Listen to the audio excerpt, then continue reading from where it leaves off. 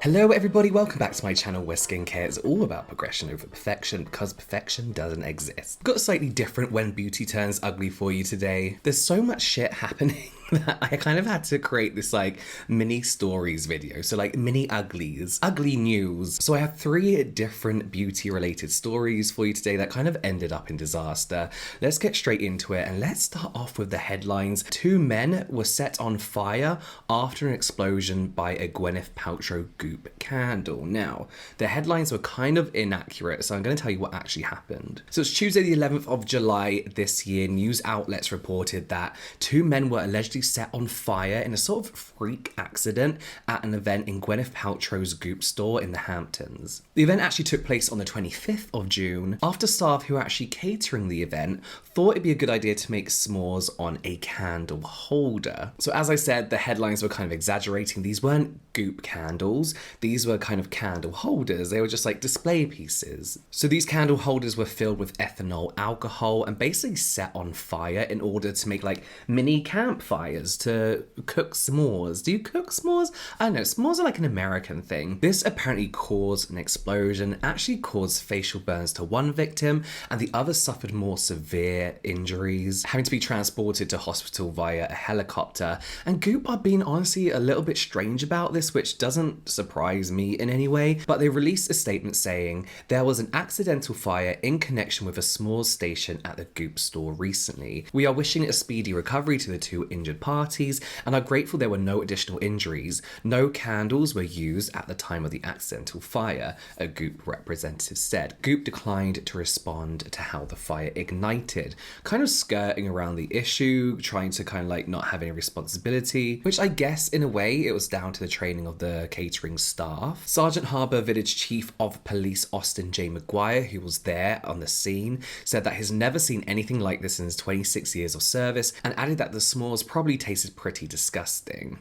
It's not really time for jokey comments, is it really? So these event planners, the company where the event is being held, obviously have an obvious responsibility to keep everyone safe. The people attending the event, the people catering the event. If you see people pouring ethanol into candle holders and setting a fire, it might be a good idea to be like, maybe don't do that. And you can kind of buy these mini s'mores kits online, but they're usually gel burners. So it's like a jelly liquid, not a liquid, not ethanol. So I don't really know what they were thinking. Maybe that's where the idea came from to do this. The victims' conditions remain unknown at this moment in time when I'm filming this, but I really do hope they're doing okay. I mean, you don't really want to blame people here, but really I don't think it's really Goop's fault here. Goop have been in trouble for alleged exploding candles before, and I think that's where the headlines came from, this kind of add-on to that fear of Goop candles. They do seem to be in the tabloids a fair bit, but usually for all the wrong reasons. Exploding candles, questionable practices, questionable products. But somehow every story that comes out about Goop, I'm like, yeah, that doesn't surprise me.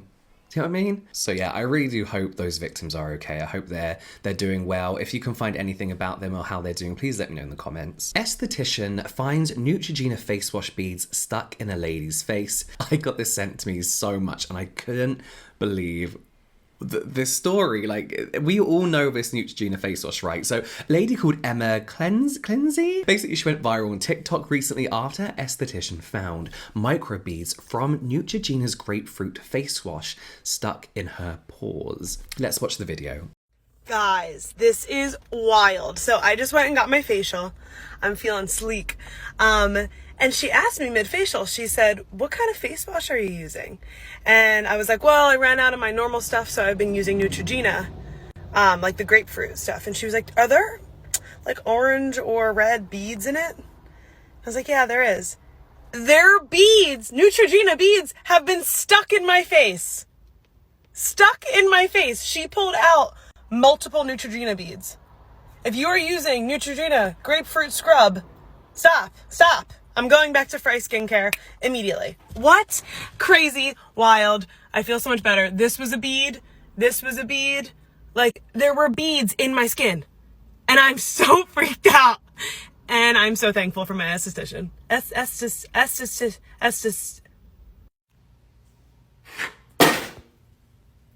She told BuzzFeed that she had been using this cleanser for months now. She actually went on to say that right before her wedding, she ran out of her usual face wash, and this would be the kind of guest bathroom face wash. She would always use this cleanser as a backup when she ran out of her normal cleanser and she didn't, restock her own cleansers. So she's used this on and off for a few years. Her esthetician stated that these beads were most likely trapping dirt into her pores and causing her to break out. I don't understand how these beads are embedding themselves into her skin, into her pores. Like, how? You must have pretty open pores for it to do that, or pushing quite aggressively.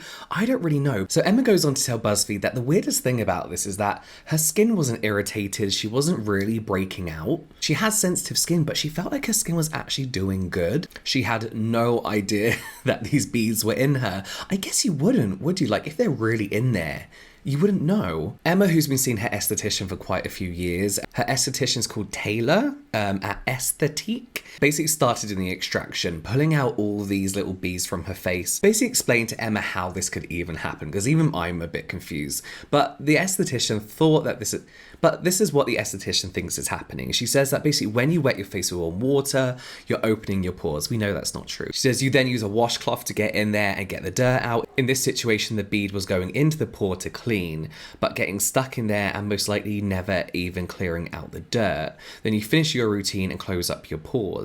As you continue throughout the day, like going to the gym or taking a walk, your pores open back up, cue more dirt. It becomes a vicious cycle, so the beads can get pretty deep in there without even realizing it, said Emma, explaining what Taylor had told her. We all know pores don't open and close, so it's still confusing to me because I don't know if that's really how it works. Let me know what you think, but that sounds like a little bit kind of like too simple for me. Otherwise that would be happening to everyone. But beads? It's a bizarre situation. These aren't microplastic beads. They were banned pretty much worldwide back in 2015. So these beads are actually made from a biodegradable plastic substitute. As well as being biodegradable, they're meant to break down pretty quickly once exposed to the air and your skin and the environment in general. So Neutrogena's pink grapefruit scrub contains cellulose, which we know from things like peeling gels. It's what people think is the skin rubbing off their face. And microcrystalline cellulose, which are both used to make modern microbeads, these biodegradable microbeads. And this isn't the first time this actually happened. This lady has a story too. I've seen a lot of skincare horror stories, and I may have one of the worst ones.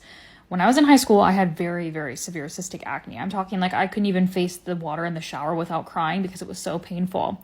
And I didn't have a lot of money. I was just a kid. So I got this cleanser right here, the Morning Burst, and thought that would be a good idea to use on my skin.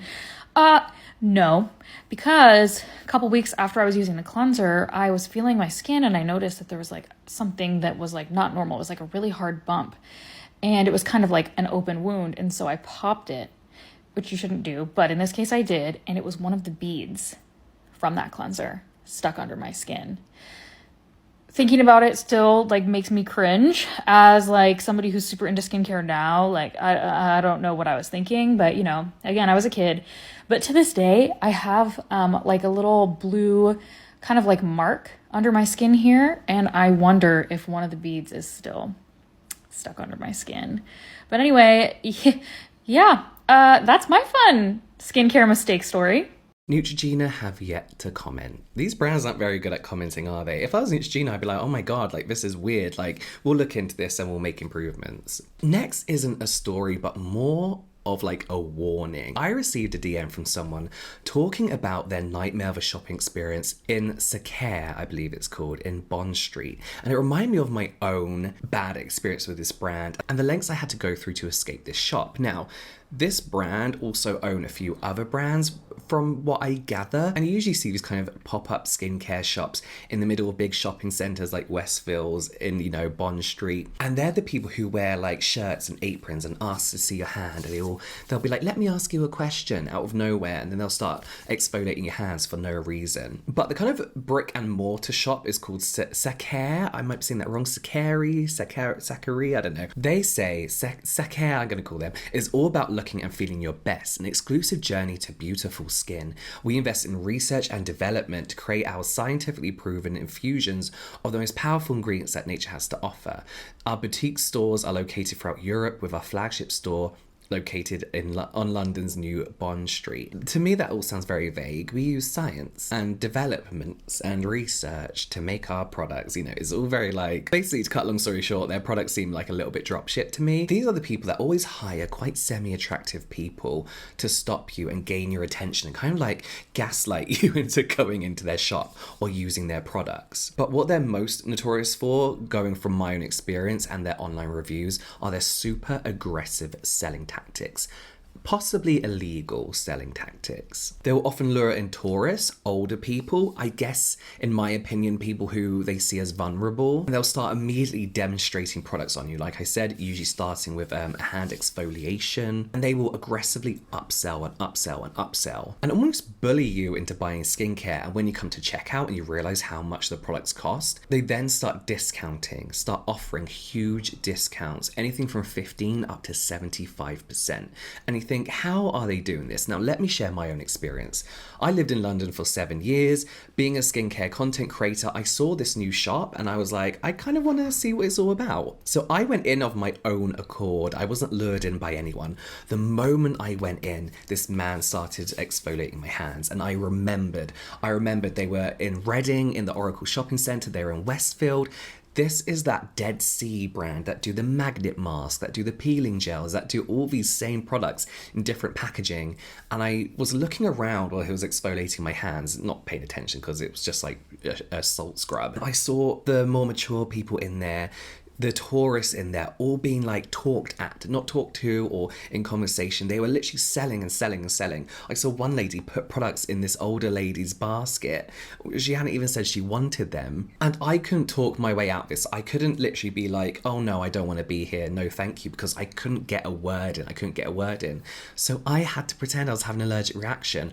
I literally went, oh my God, my hand is stinging. You need to wash this off now. He washed it off. They panicked. I was able to leave. I lived in London for 7 years. If I don't want to do something, I'll say no. In London, you don't have to be polite. I would have been like, shut the fuck up, let me leave. But I couldn't physically get a word in. He was talking and talking and talking. Now, judging by the recruitment video on YouTube, it looks like the staff work on commission, which makes sense as to why they sell so aggressively and try and upsell you. Sakura, I forgot what I call them, Sakere's aggressive selling technique was such an issue and was complained about so many times that actually led to an official investigation by Westminster City Council. The official complaint was that the shop had hired staff who used aggressive selling tactics to lure people into buying expensive luxury items. They're often referred to as luggers, a luxury retail mugger. Westminster City Council say consumer protection regulations make it a criminal offence, punishable by a fine for a trader to use aggressive practices beyond what could be considered reasonable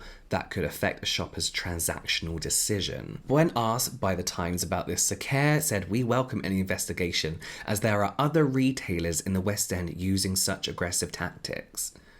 I mean, that just sounds like they admitted to it, no? They do it because everyone else does. I'll tell you this, I worked in the same area as them for a long, long time. I was there every single week, pretty much 5 days a week. There are no other stores down Bond Street that do this. There aren't any. When you look at some of the customer reviews, it's literally just people saying how trapped they felt, how they felt they were scammed, how they were almost bullied into buying these products. And in the replies to these negative customer reviews, Sakere referred to their staff as passionate and excited about their product rather than pushy and aggressive. You'll see in some other replies to negative reviews that the customers are told that their reviews are basically a load of crap because they aren't skincare experts or specialists. Well, nor are the people that work in your store. Unfortunately, I couldn't find where this investigation led to, but people are still complaining about this store to this day. So, my friends who live in London or are visiting London, ignore these free soap samples that they usually lure you in with. A polite hand in the air and a wave like no usually does the trick. It's London, you don't have to be polite. If you listen to any true crime podcast, you know